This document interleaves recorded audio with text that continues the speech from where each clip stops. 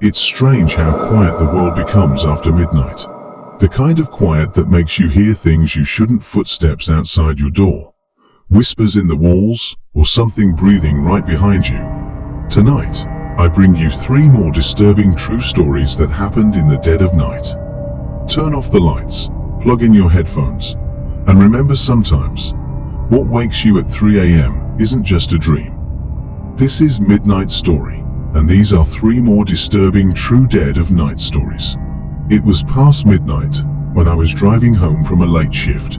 The road was empty, just me, the hum of the engine, and the occasional flash of a streetlight cutting through the fog. About halfway home, I noticed a figure standing perfectly still under one of the lamps.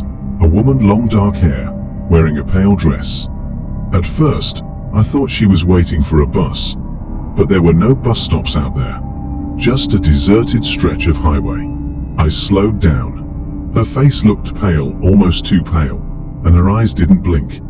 She just stared right into my headlights. I rolled down the window a little, thinking maybe she needed help. But before I could say a word, she tilted her head completely sideways, in a way no human should. I panicked and hit the gas, speeding past her. In the rearview mirror, she was gone. Not walked away, gone. The road behind me was empty. When I finally reached home, I ran inside, locked the door, and tried to calm down.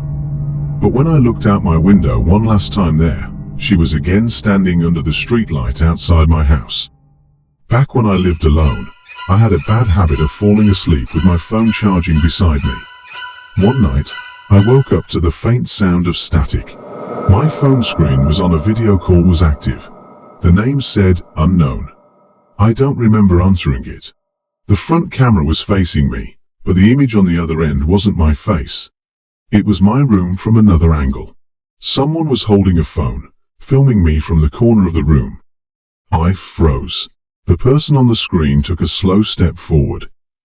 My heart started pounding. I grabbed a flashlight from my nightstand and pointed it toward the corner. No one. Just an empty chair and my jacket hanging on it.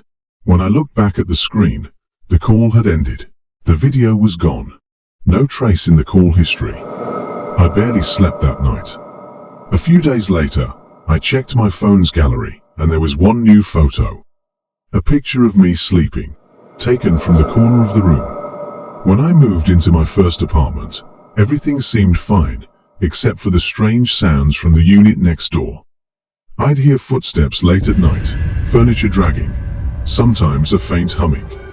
I asked the landlord about the tenant, and he told me that apartment had been empty for years. He even showed me the keys still sealed in an envelope. That night, the noises came back. Louder. I decided to record them on my phone. As I pressed record, I whispered, "Is anyone there?" For a few seconds, nothing.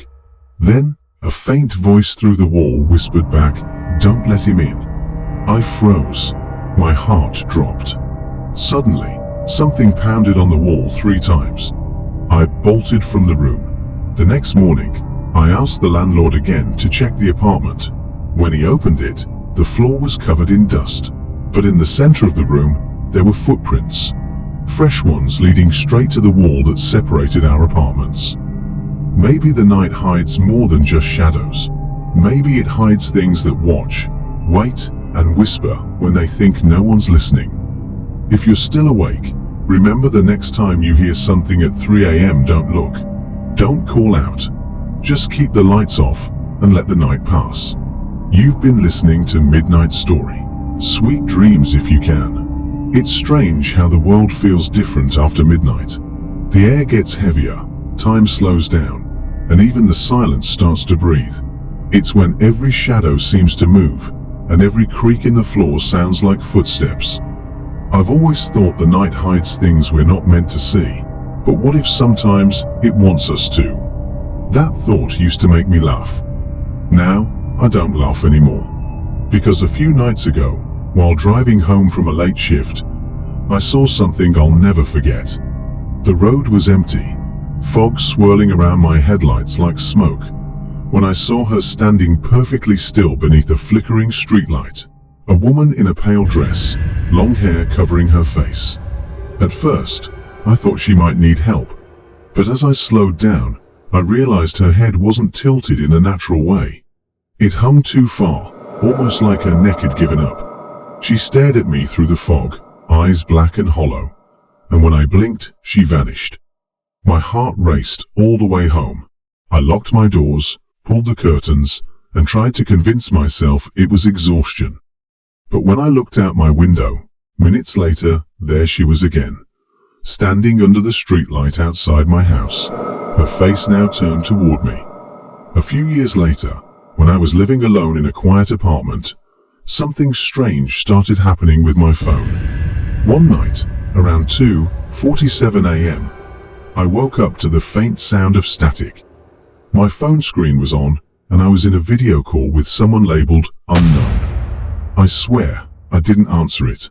I sat there staring, trying to make sense of it, when I noticed something chilling. The image on the screen wasn't my face. It was my room, shown from another angle.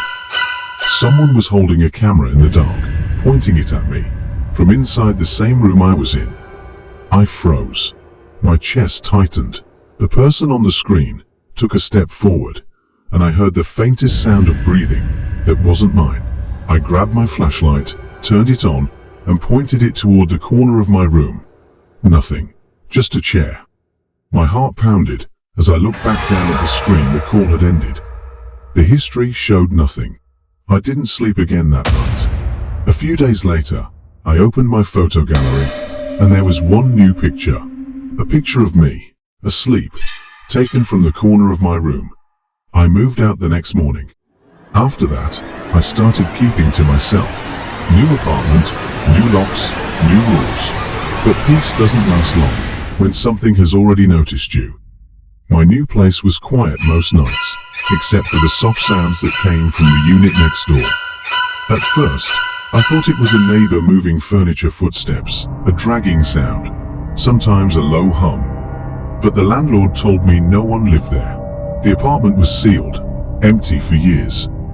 That night, the sounds grew louder, someone pacing, knocking, whispering through the wall. I pressed my ear against the cold plaster and whispered, "Who's there?"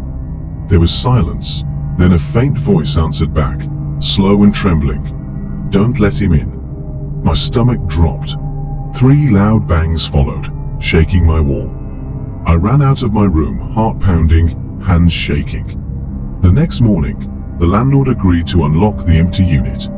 When he opened the door, the floor was thick with dust, but there were footprints, fresh ones, leading straight to the wall that touched my bedroom. I moved again that week, and I've never slept through the night since. Maybe the night isn't empty. Maybe it's alive, watching from corners, hiding in static, waiting beneath the flicker of a light. We think the dark is silent, but sometimes it whispers. And if you listen long enough, it might whisper back. So when the world goes quiet tonight, and your phone lights up on its own, or a sound comes from the next room, don't check. Don't move. Don't speak. Just let the night have its secrets. You've been listening to Midnight Story. Sleep well, if you dare.